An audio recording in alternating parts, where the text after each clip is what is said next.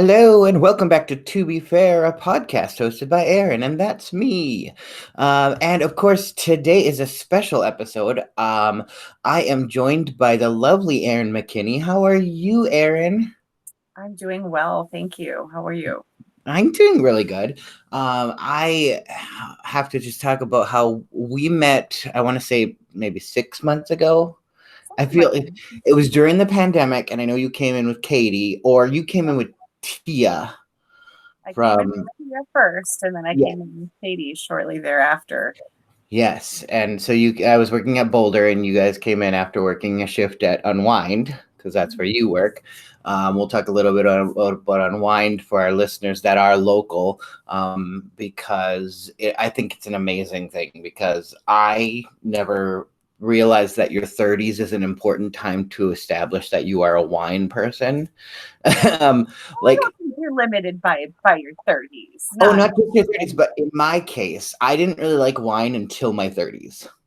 Like there was something about it. I was like, nah, it was too dry or too tart or whatever. So, and now it's like I can't get enough. Like, give me all the wines, you well, know. that's the fun thing about Unwind is that when you go to somebody's house and try wine, you're trying one, maybe they have two or three bottles open, but it's not usually a large number of choices. Yeah. And so it's easy to go, ooh, I just don't like wine. But Unwind has over 40 Minnesota wines. And Hmm. so there's something for about everybody. And some delicious food to boot. Oh my Like goodness, yes. I had a sandwich there. I think it was like a chicken bacon ranch type of sandwich. Does that sound familiar? That sounds like an off menu special, but we do those quite frequently. We did, No, this one's on the menu because it had one of the fun names. a Um, pizza. It wasn't a sandwich.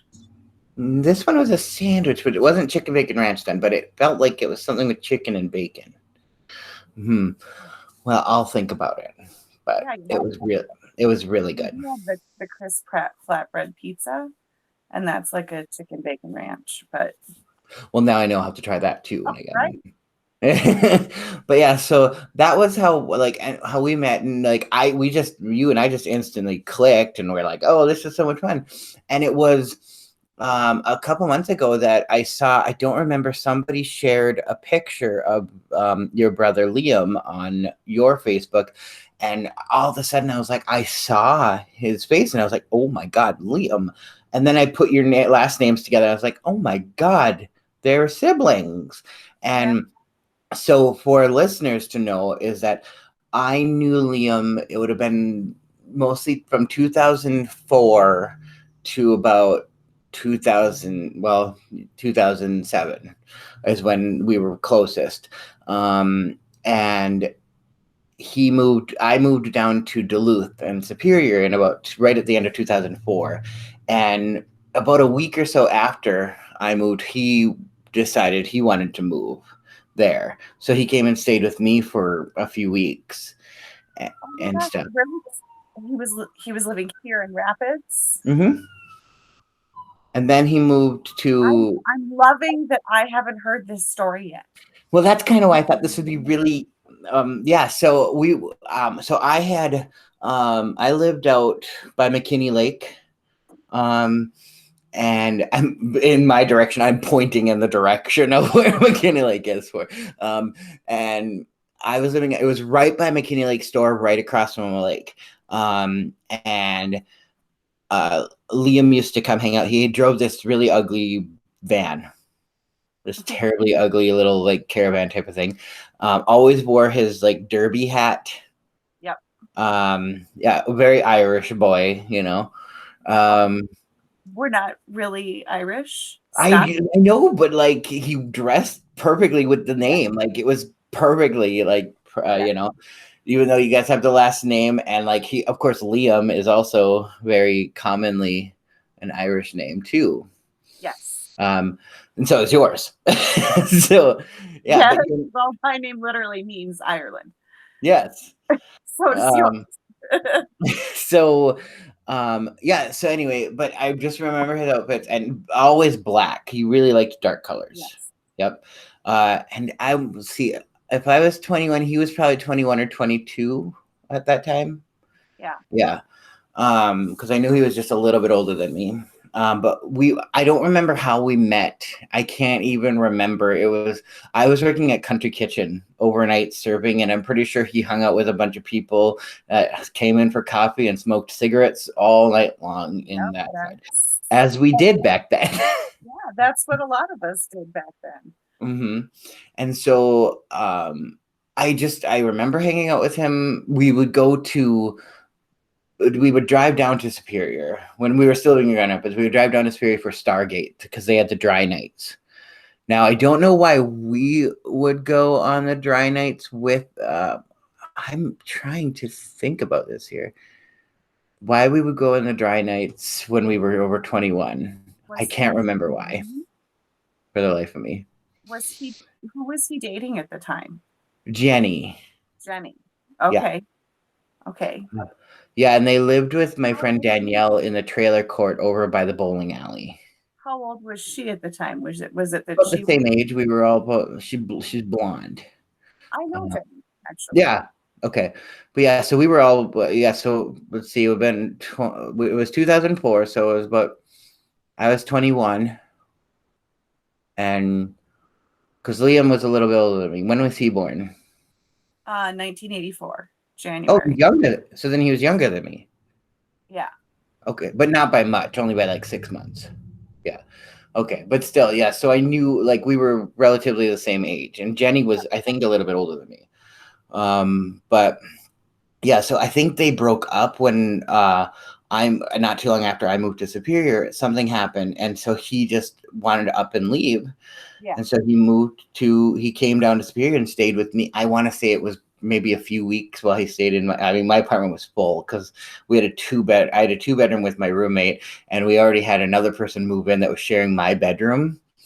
And Liam brought a whole bunch of furniture that like suddenly, and then it was left at my apartment. That's so Liam. I mean, yeah.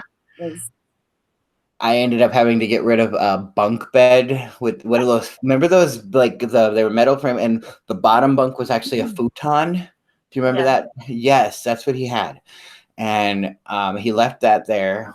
And then I had this rocking chair that he brought with him, and that rocking chair went with me from place to place to place because he had never come and picked it up or anything like that. And I had it for the longest time. I can't even remember whatever happened to it after, but I had it for so long. I wish I knew where it had gone. I know. What rocking chair it was, because it might be. He didn't make it sound like it was anything from I think he just came with it from Grand Rapids where he was, but he didn't make it sound like there was a big attachment to it at all. But I still I held on to it for so long. And I remember us meeting up. He was doing okay, so let's just get into the fact that he moved to Superior, lived with me. I helped him find a place with my friend Troy. Okay. And I think I know who Troy is. Troy Hansen. I don't know him personally, but we were connected after he died. Yeah. Okay. So yeah, because Troy was from here, but he lived down there. And so he happened to be needing a roommate, and we were full at our apartment. So we just kind of introduced them, and Liam moved over there. And then I don't know what happened, but somehow we lost touch. I can't remember where he ended up working, but it had to have been maybe a year later that we ran into each other, and he was working for a DJ service. Yep. And he'd met someone, and I think they got married. Yeah, that's Megan. Yes, I didn't ever meet her. Married and they had a daughter. Okay, I didn't know that either. Yeah. It was one time I can't remember if it was from Facebook or MySpace, because it was still MySpace at the time, and I was friends with him on both those. And something was being said on Facebook or MySpace, and it just looked really eerie. I didn't know, like somebody had mentioned tagged Liam in something, and it looked confusing. So I think, and then I read, that he had died. Yeah. And I was like, wait, what? I was so confused because we had literally just talked. It was, I want to say maybe 2 weeks prior to this. Yeah. Because we were literally talking about him coming to pick up his chair. And yeah, and then all of a sudden I just remember seeing that, and I messaged Megan then, and I sent her a message, and I'm like, we've never met. Liam and I were very close friends.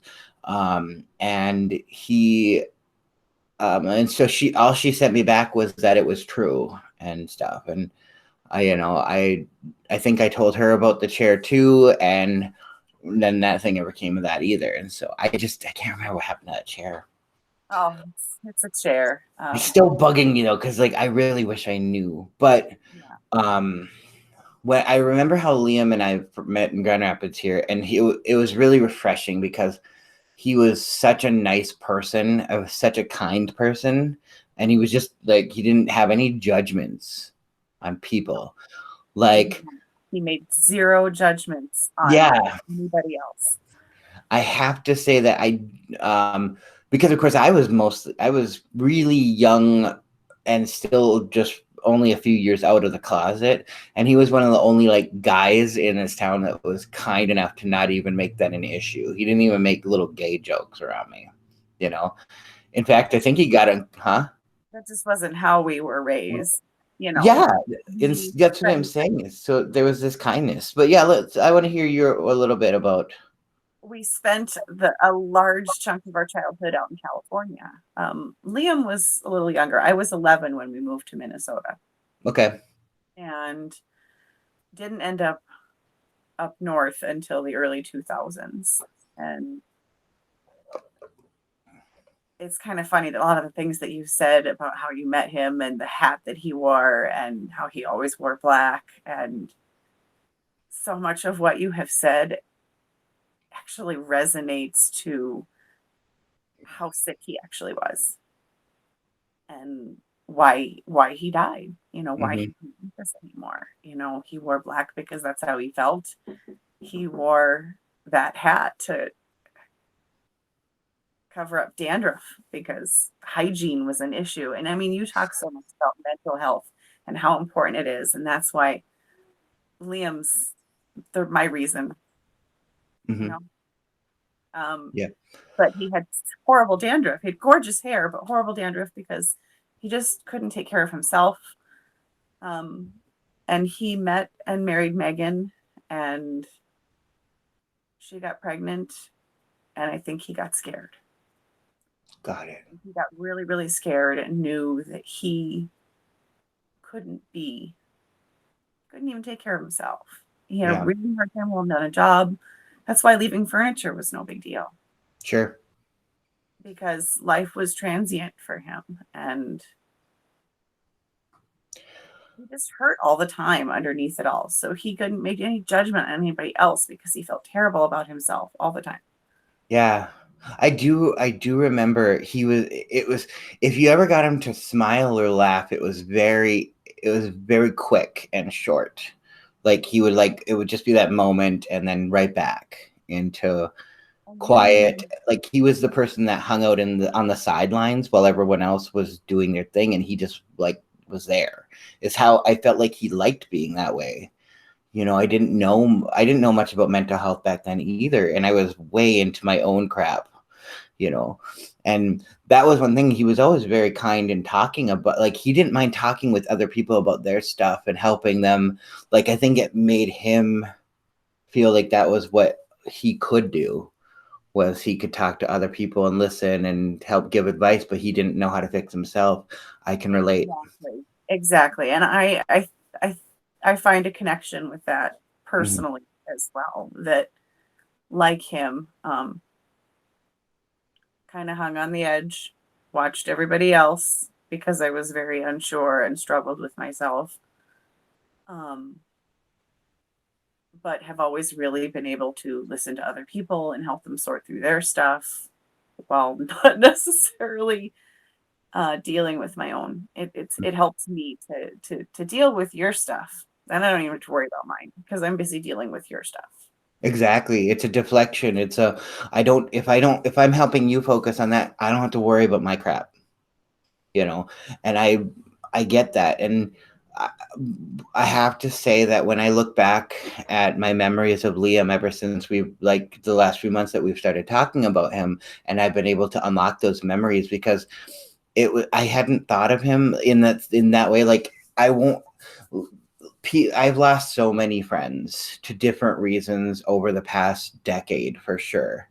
And more. Obviously, Liam is over a decade now, but not much.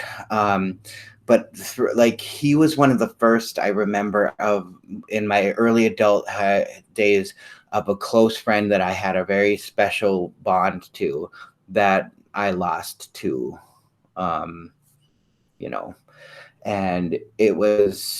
that was my first experience. I guess we haven't even mentioned, we just talk about how he died, but it was suicide. Mm-hmm. And it's not. I know. I didn't want to be the person to say it, since it's like, but it is true, and it is an important conversation. This is the only way that stigma ends, and I'm sorry, I'm bad at. Thank you. And I pride myself on being that person that wants to talk about this stuff, but as someone who unfortunately struggles with suicidal thoughts very much more than ever in my entire life these days. And I always clarify, I don't have suicidal plans. I literally just have those ideations.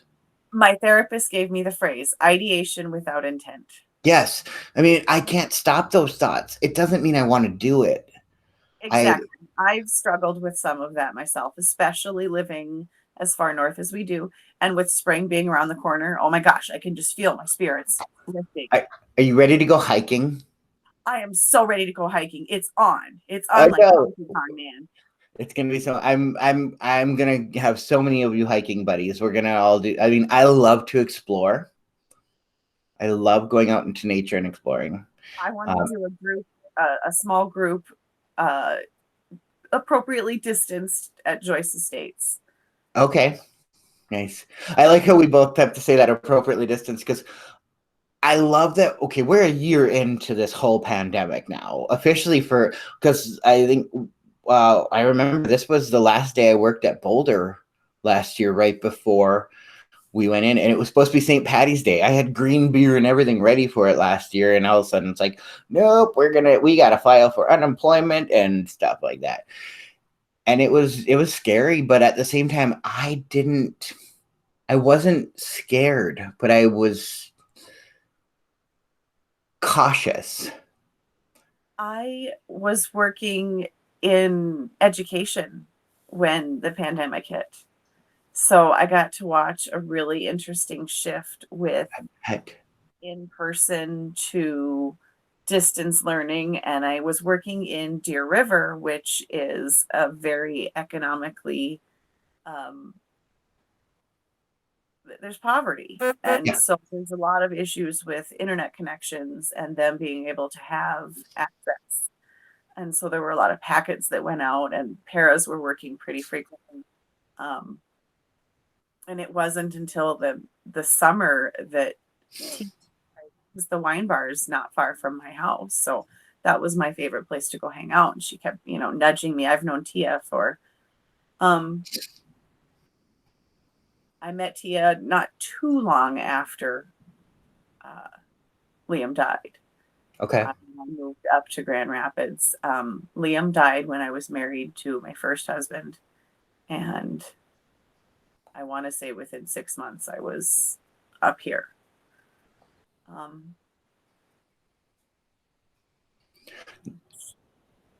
Sometimes it feels like 5 minutes, and sometimes it feels like 50 years. Yeah. I bet. I mean, so I knew Tia, and she and I had just kind of been in touch for, over a decade. And she said, come work for me, come waitress. And then as soon as I said, yeah, sure, I'll make some extra money this summer. I'm not working because of the school. And I knew that she'd be safe as far as that kind of job goes. I knew that she'd be minding her P's and Q's and making sure that people we masked long before it was a mandate. And, Mm-hmm. we're not mean about it. We don't even have snarky notes or anything. But I am of the attitude that we need to help each other stay safe in this, and that Yes. the only way to get through this is to get through this. And a mask sucks. I hate it. I wear them for I hate wearing a mask too. day, but I caught myself. I had worked an 8-hour shift at the wine bar, and then I came home and I was just cleaning house for like hour and a half, 2 hours, and realized I was still wearing my stupid mask. I've done that. I have literally been in my office at work where I don't have to wear a mask, and I'll be sitting there. I'll have sat there for at least an hour and a half wearing the mask. I mean, that's how I used to it, and I'm comfortable in it. But working in a restaurant, working in, at Boulder, and like relatable, you get used to just having it on whenever, especially if you're out in public. But I just, even in the office at Boulder, like at the end of the day, I would have the mask on. It just never failed.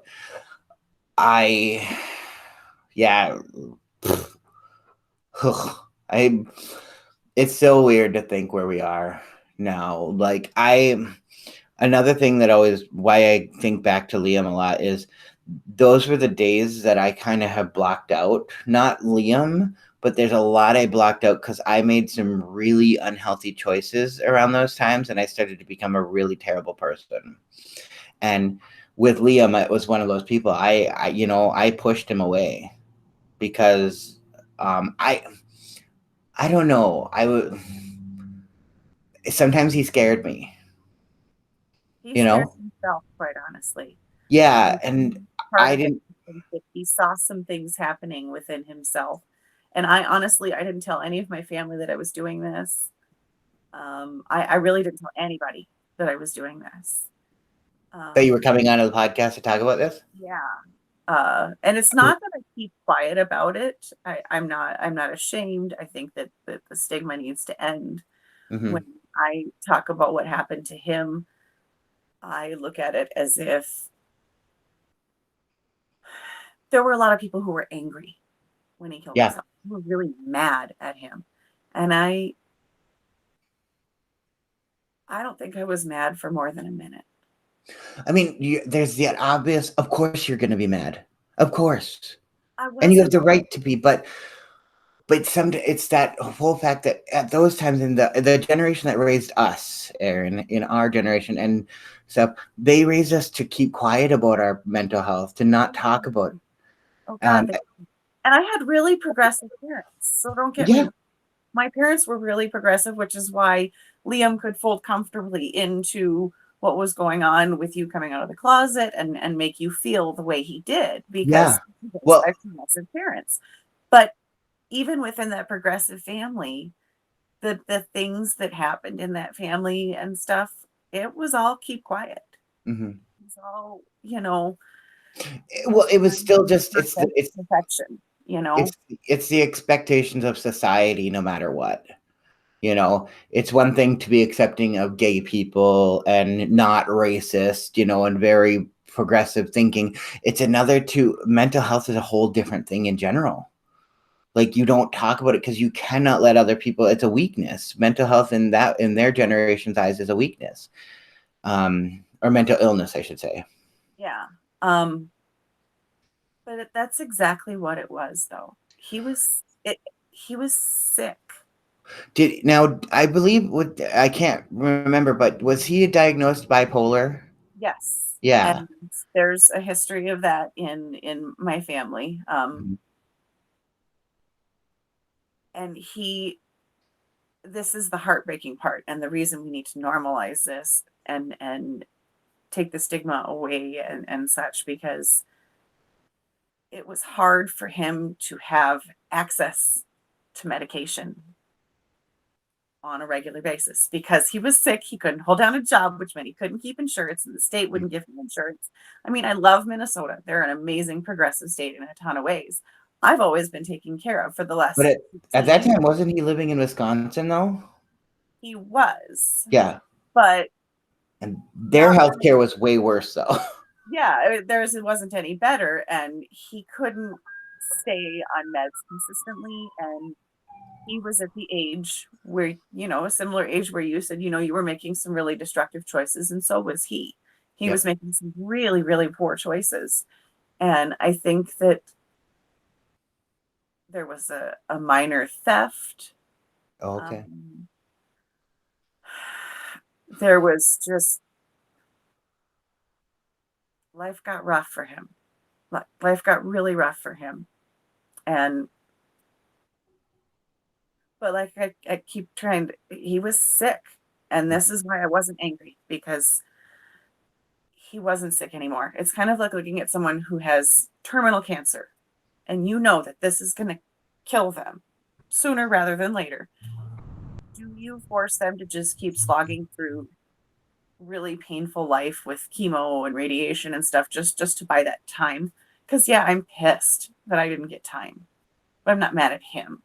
Yeah. I'm mad at whatever system or whatever reality that we were in that meant he couldn't get okay.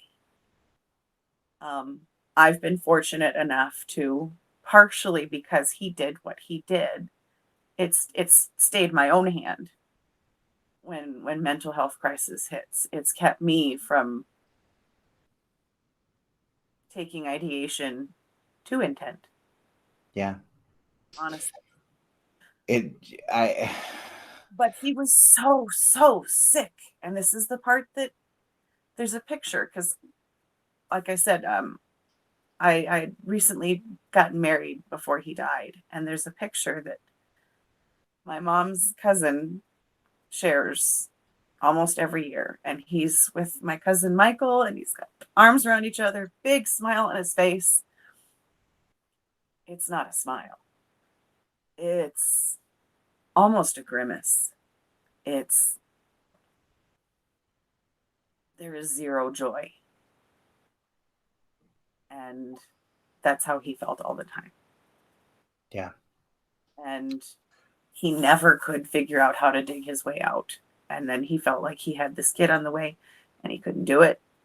And at least this way, maybe the state would provide for his kid. He only called my mom. He didn't think about anybody else. And he said, well, at least this way, my kid will get a social security check.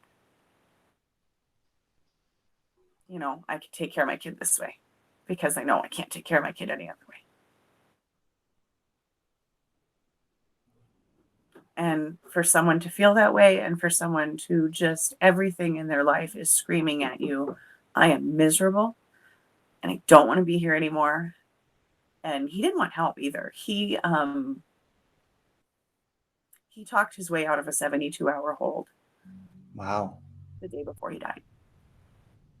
I will say he was really good. He was very good at talking himself out of things. I can't. Yeah.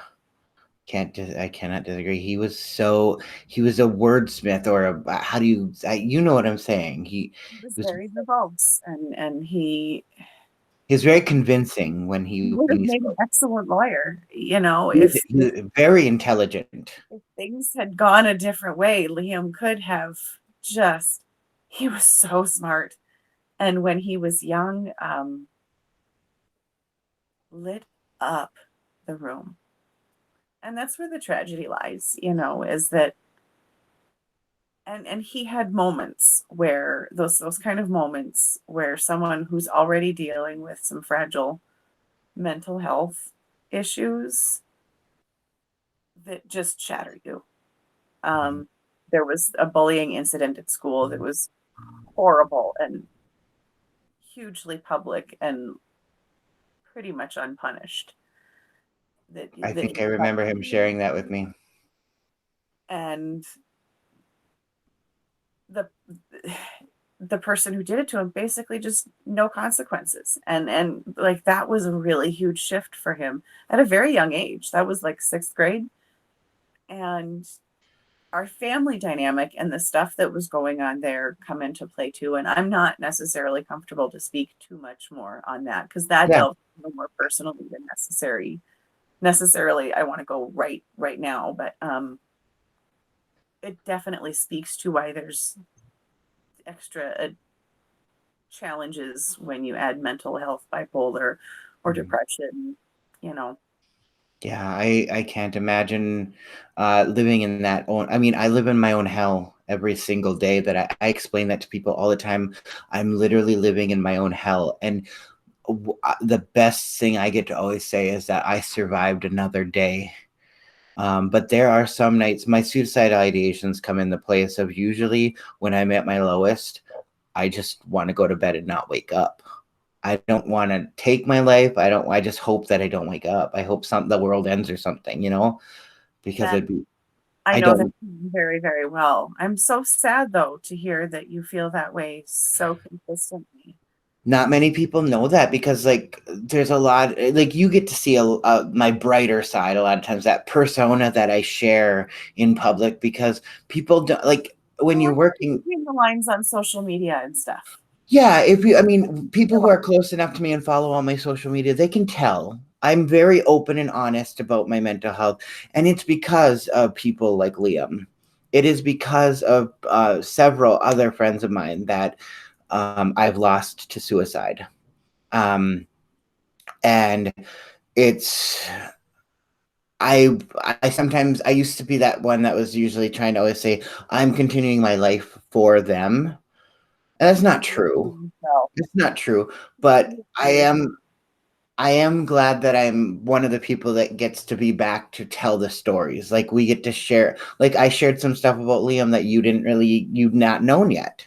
yeah, I Not didn't know what caused him to make the move. that, I was living in Big Fork with our parents at the time, okay, and I don't maybe I wasn't living with them, but I was living in my own place up in Big Fork, and okay,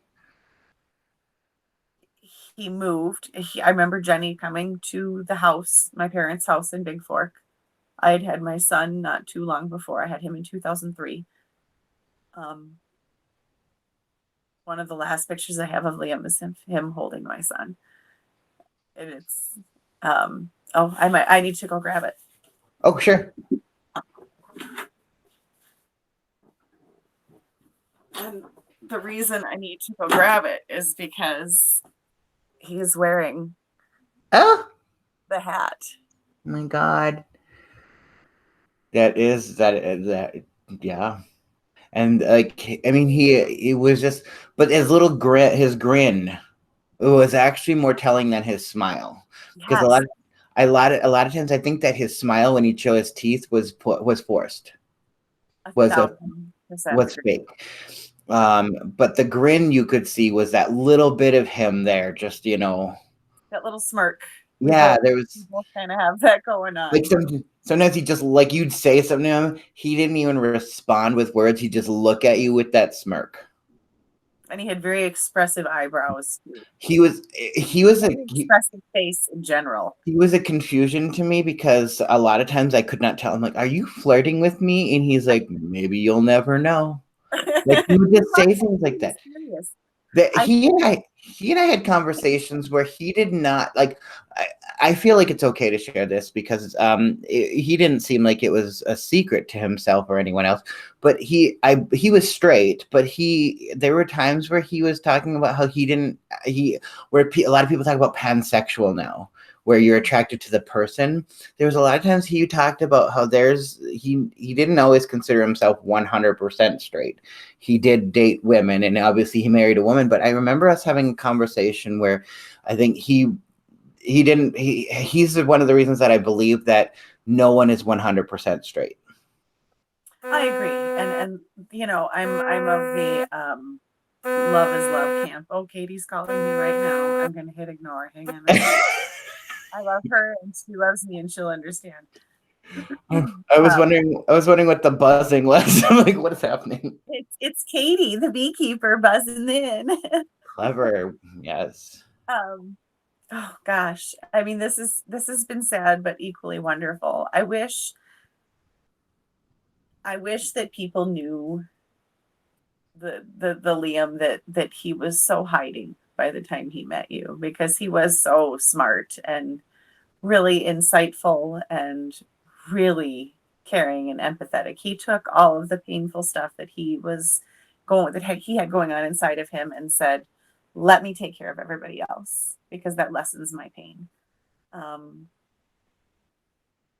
he was a Lego whiz. He built the most amazing Lego creations, and he had like so many. My son has them now, and that's kind of nice. Have you heard of the musical Dear Evan Hansen?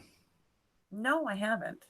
So it won the Tony Award a couple years ago. It was very popular. It had it was very important type of musical, and it's about mental health, social anxiety, and suicide. And it's just such an important story in that case. And they actually turned it not just hold. I'm gonna grab some.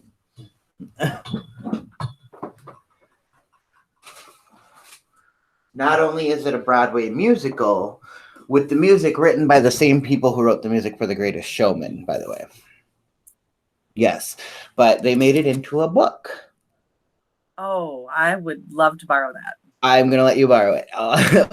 Yes. Are you at the wine bar tomorrow? I am. All right, I'll bring it to you. But I think you'll really like the story. It might be a little bit tender on the emotions, but it might help you. Maybe there might be some perspectives in there that might help you even understand Liam a little bit more. It's interesting because I don't think my older brother ever dealt with it. Not Okay. my dad is one of the only other people I know that can talk about him with ease. My mom's gotten better over the years. Mm-hmm. It's funny because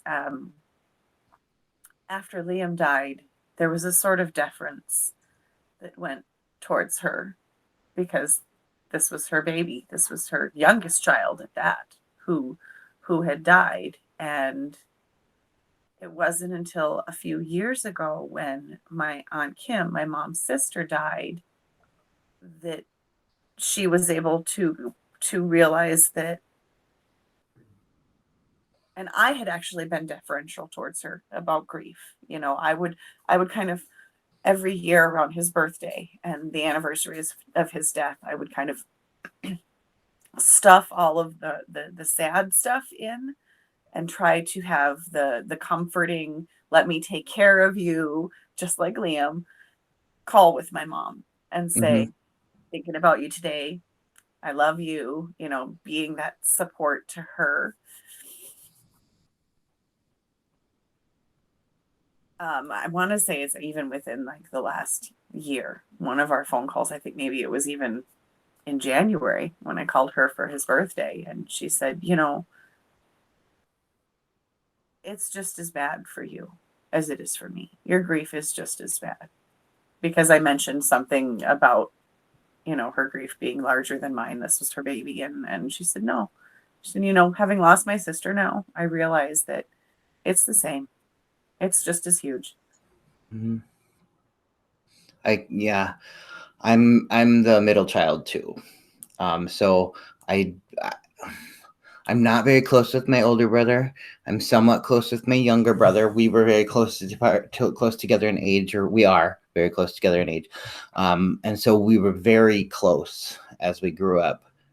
But after high school and stuff, and we went our separate ways and stuff like that, it was a little.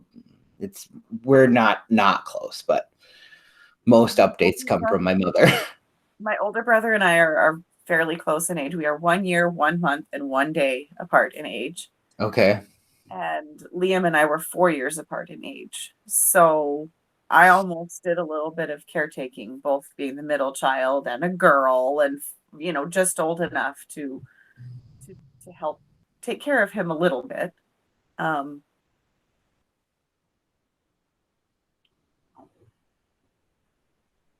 my train of thought is kind of trying to circle back around That's okay. to grief, and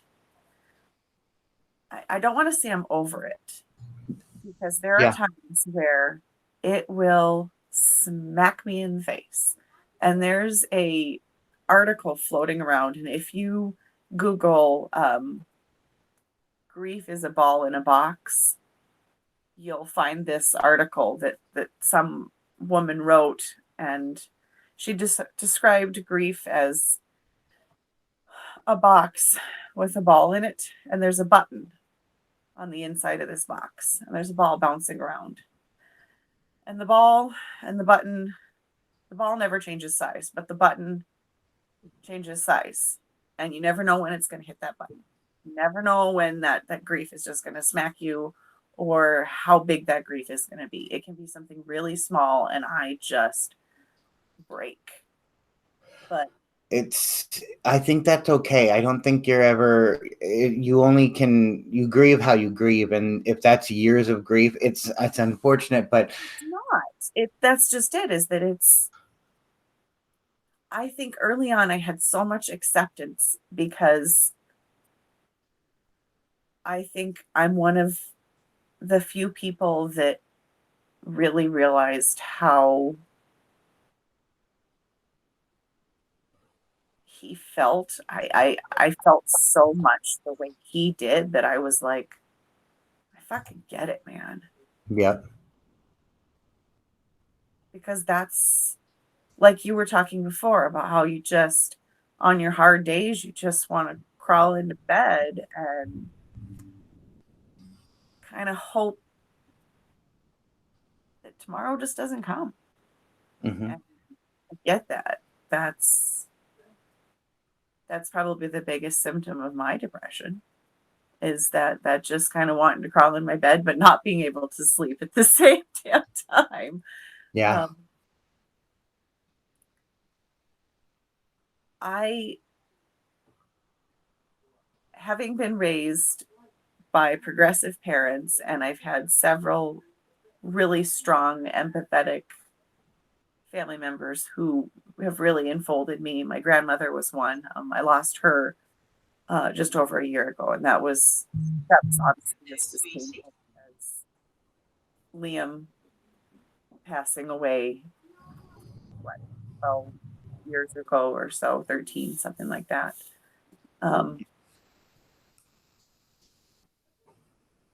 Just because she was such a touchstone for me.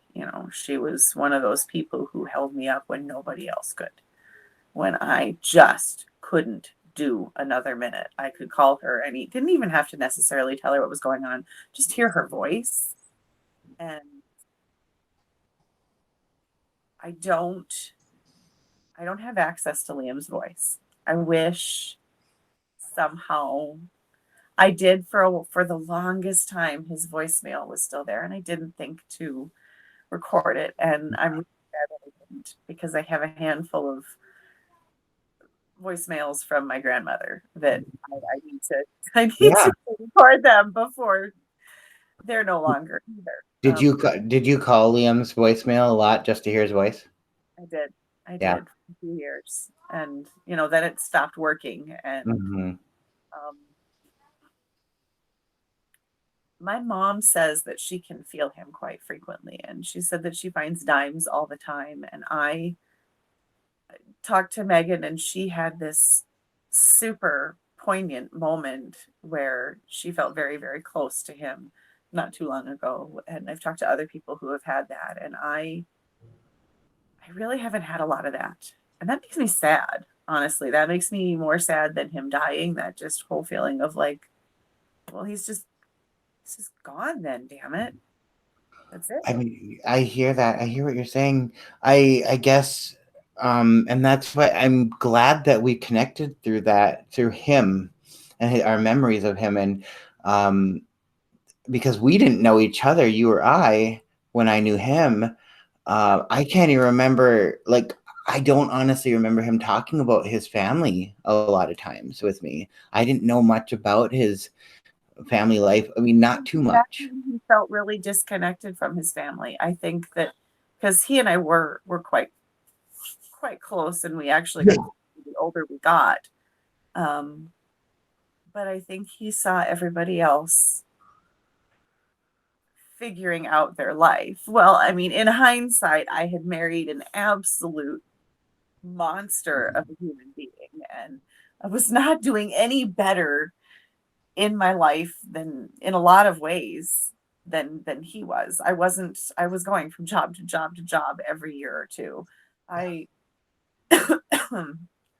I want to say I moved pretty much on an annual basis, sometimes more than once a year for 20 years, Yeah. and but he saw everybody else moving along with life. And he tried to. He met a girl, he got married, and it wasn't a magic wand. Yeah.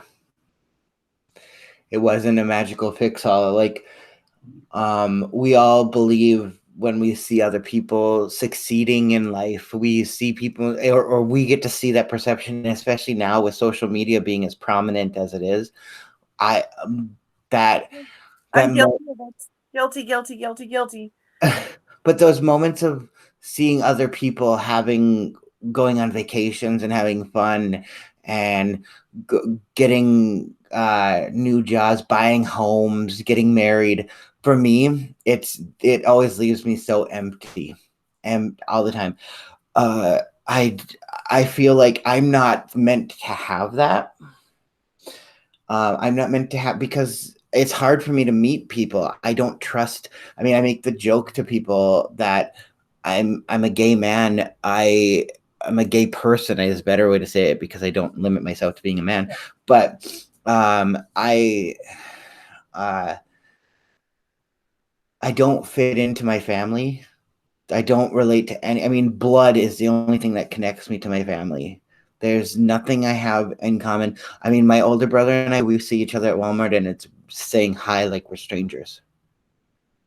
And I honestly, I haven't spoken to my brother in in over.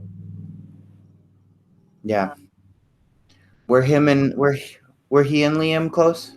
they were not, and there are some deeper, darker family dynamics at play here that Okay. create the divides and some of, like I said, the reasons why it wasn't just the bipolar. There were Sure. There were factors that we don't need to factors bring up. Yeah. that that added to this, and those factors helped create a rift between Your brothers. Liam and himself and me. And I've tried to repair that rift, but it's really hard to repair a rift with someone who looks at your life and just doesn't get you at all as a human, and they make a lot of judgments and they don't actually know anything. And um I don't I love any family that I don't still have contact with. Of course I love them, Yeah. but I learned about a decade ago, my ex-husband, my second husband, because see, this is why I when I think back and I get so sad about Liam, it's mostly because I'm like, man, I haven't done any better. I've been married and divorced twice. Um, I have massive trust issues too, and some about recent events that haven't helped that at all. You know, I get where you're at, where it's like maybe it's just not meant for me. Well, My wife go to Florida twice this winter, and I haven't made it anywhere. I haven't done anything. And why? I I I would always make the joke that, like, men, boys, guys, everything growing up. I mean, I was raised by a toxic masculine stepfather, abandoned by an deadbeat father, um, abused by an older brother, um, beat up by guys in school. And so I found it to be it was one of those moments where I started to like, I lost my faith in my Christian faith, Oh yeah, because that's so much of why I ended up an atheist in the yeah, end. I, And it wasn't it wasn't through lack of knowledge. My dad made sure that, like, I always, I like to say his favorite phrase is "do your homework." Hmm. And I tried out some different religions, and I studied them, and I read about them, and I thought about it, and I applied it to myself and to others, and I just, my logical brain can't get there. I can't look at what other people profess religion to be and say that if that's true, why did this and this happen? Why hasn't the good karma kicked in at this Well, I made well, one of my big things that I lost my faith was I made the joke that I used to pray to God to not make me gay, to not let me be gay, because I knew I was, but I'm like, take it away, don't do this to me, because it made me that much different. And what was even worse was, why in the hell did he make me attracted to the gender of my oppressor? Yep. So it's hard for me to trust and date any man. Um, so I'm getting better about it, but now it's in a world of like online dating, and Oh, online dating's a nightmare. it is I had because some wonderful examples of men. My dad had his faults, and there's its own set of stuff. Mhm, He and I have also had lots of very real conversations about that stuff and processed my childhood appropriately. Not everybody does that. Not everybody has the chance to do that. Not everybody is lucky to have both parties willing to sit down and have that hard conversation and say, this is what happened. And but I was able to get a lot of answers that mhm. that are why I can move on from Liam dying, and why I can keep trying despite having been through a lot of nonsense and continuing to go through a lot of nonsense and continuing to feel like I'm going to break these bootstraps if I have to keep yanking them up. But I still have worked so hard, especially since my last divorce, to find joy in my life. And I I used to be a lot more political and vocal and watch the news, and I don't much anymore. I believe in it's not like I'm not. I do my homework, and if I see something, I don't make assumptions or anything like that. But I don't watch regular You don't news. need the overly dramatized version of the story that you already have dramatic. Yeah, I get it. I fact check a lot of stuff I see on social media. You have to I'm these days. so small. I had to be able to function in my world and to be okay in my world. I had to make it really small, Yeah, because otherwise I was too busy worrying about Sudanese children starving and what was going on in my own house and my broke friend and my other friend whose husband was abusing her and all of the world, basically. So if I don't pay attention to it, it's not there, and I don't have to worry about it. And I feel out of touch a lot of sure. times. Like, I don't know what's going on because I have to live in a little bit in a bubble to function. Yeah. But what is something that you do to help your like coping skills through your mental health? Like what's something daily that you can do to keep yourself positive?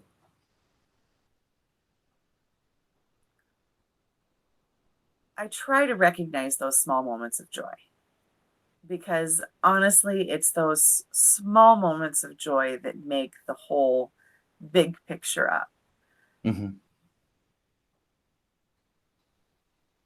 If I look at the my children's lifetimes this far and the memories with them, it's not the big things, it's the little things. And with Yeah. Liam, it's not a lot of big memories, it's little things. And actually, my memory is crap. my coping mechanism from the shit show that was my childhood was to have PTSD brain. And I don't remember anything. I have to write myself notes. I will not remember all the conversations we had. My memory skills are terrible. Mine too. Mine as Because well. my brain just shut it out and it never quit doing that. So I still have to reach for memories. And it's, again, that's part of the tragedy with Liam being gone, is that I don't have I don't have a lot of those memories anymore. They're gone. Well, those memories just seem further and further away as we age, and that's the part. I think that's the part of loss that makes it hard for me. Is um, I I don't make friends easily, and when I do make friends, sometimes I take that friendship for granted, and I don't realize how important that friendship is to me. Like there are times where it's like, could have I been a better friend to Liam? Could have I changed that outcome? But you can't get into those shoulda, coulda, wouldas. I No, know. because there were plenty of people who were trying to be involved. I had gone in and tried to be involved in his life more than once. He had actually moved in with me for a brief time. I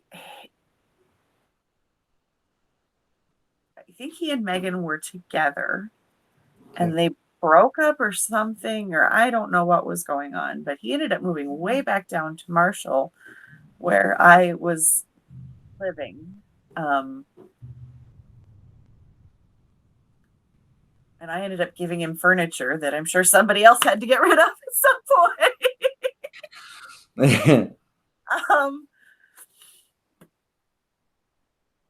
but I ended up having to kick him out Yeah. because he wasn't bathing, and that was twice in my life that I had let him move in with me, and I had to be like, I'm sorry, you have to go. Um, when he first moved out of the house, he moved in with me. I was living in an apartment in Marshall, and you could smell the smell of his socks in the hallway of the building, not Yeah. just the hallway of the apartment, the hallway of the building. And he would just sleep through the alarm for hours. And oh, he came to Thanksgiving dinner once wearing a 3-piece suit, but the body odor was so bad. Mm-hmm. You couldn't sit next to him. And if that doesn't scream, I'm sick, I don't know what does. That was someone who was really trying hard to put on a front. And I think what made him so quiet in the end, and I think maybe you, and I know that this is part of it for me and maybe for you too, was for a long time he tried to be a little bit of a chameleon. Mm-hmm. He was He tried very, to adapt to different places. Mm-hmm. yes, he was very Well, good at being able to yes. say what you needed to hear. Well, and that's why I think he shared the sexuality thing with me, because when he moved there, when we both, like, I moved there be able to be around more gay culture, and he hung out with me in that gay culture. So I think sometimes he was feeling like he wasn't gay, but like there was the vibe that he was feeling, that he was feeling a part of something. He wanted to fit in Yeah. somewhere, anywhere. Please, God, let me fit in. And I don't want to, I don't like to use the word liar because that has such negative connotations, but he was a little bit pathological because of Sure. that desire to fit in. Yeah. On these different personalities. And then he hit this point where he's like, I think he didn't know who he was. And I think he had hit a dark corner. And some bad stuff started to happen that even I don't know all about. And some of the stuff I've heard has made me really sad. And I can understand my kind, loving, wonderful soul of a brother looking at himself and saying, I can't do this anymore. I honestly think that he was afraid of who he was becoming because his illness had just taken over. It's all the, I'm so glad that you shared, and you were very upfront and expressive about how important it is to have these conversations, to end the stigma on suicide, and to talk, like share, like, and and if you see somebody that is, struggling, just reach out with that, to let them know that they're seen, because there's so many more Really people out have there, like to. You there's so really many. have to, because for instance, I'm not actually someone who's going to put out that cry for help very loudly or very often. Uh-huh. Really not. In fact, I'm one of the kind of people who you actually better check on me if you don't hear from me. If all of a Sure. sudden you've gone completely radio silent, someone should probably message me or give me a call or I, something. I think I would be the same way, because people, like, clearly, I think I would be noticed. It would be noticed if I was gone. I mean, I'm not tooting my own horn, but I'm clearly a large personality. People know I leave an impression. And so and I know that I'm not naive to that. In a way, I love that. That's one of my things that I do, and I usually try to make sure it's a positive impression. So that's why, if I was to go to that point and people did not see me on social media or hear from me for days, there's clearly something wrong. Yeah. So and that's the thing, is like with Liam, he and I could lose touch for months at a time and reconnect randomly, and a whole new, I mean, within 3 months he had a whole 5-year experience. It Yep. seemed his life was moving Yeah. so fast. His life did move fast, and he was everywhere and nowhere at the, Yep. you know, but he was a magical soul, and like he invented a drink, and I wish I remembered how to make it. If I could find the bartender that worked at the Timberwolf when I worked there eons ago, he made something called a flaming Dr. Pepper. He invented a drink, and it was Yeah. really freaking tasty, and I don't remember what was in it. And Mm. he um he could draw really, really, really. Yes, he could. He used to leave notes in my friend Becky's purse, with little drawings on them. He had a little crush on my friend Becky. Um, And it doesn't surprise me, because Becky was also going through her own mental health stuff, and she had hers. I mean, most of us who struggle, we get drawn to each other. You gravitate for sure. Mhm. And we're in each other's lives. And there's a song. Have you so we talked about Dear Evan Hansen. Do you know the musical Wicked? Yes. Have you listened to the music? Yes. Okay, so I want you to listen to the final song. It is called uh, For Good. It's called For Good. And it's a great message about friendship. And it's like how sometimes people only come into your life for just a moment, but it's very important for you to understand how important that moment was for your life. And think about what, I mean, because no matter what, Liam changed my life in different ways. And who know, I mean, am I a better person for knowing him? I like to think so.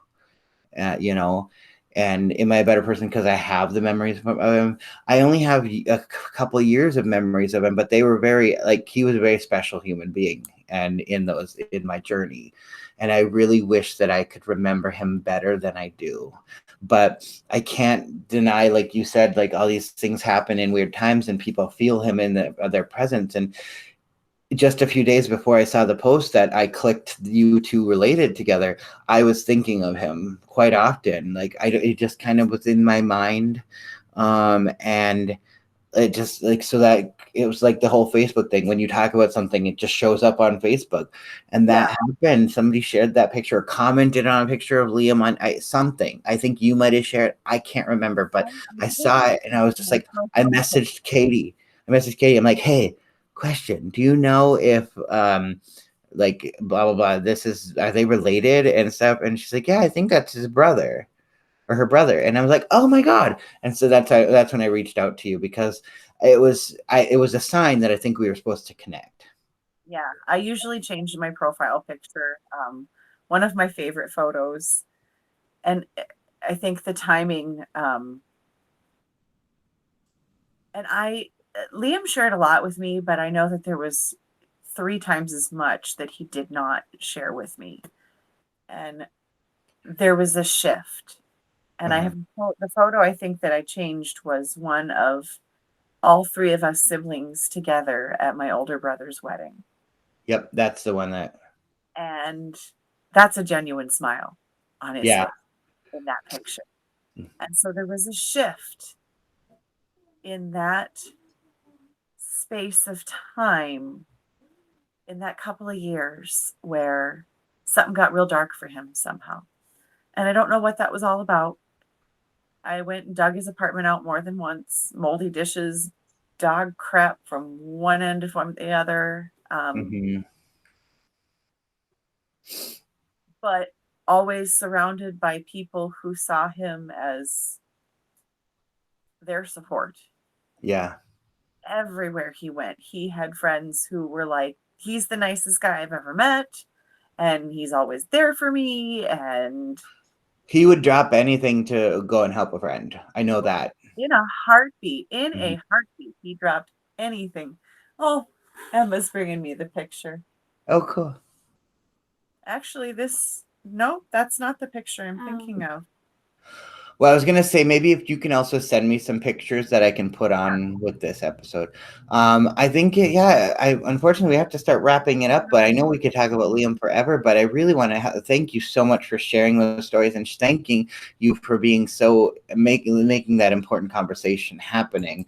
I do want to remind all my followers and listeners, about the National Suicide Prevention Lifeline and Hotline. If anytime you're thinking of or concerned, anytime you can call a very anonymous and confidential line. It is 1-800-273-8255.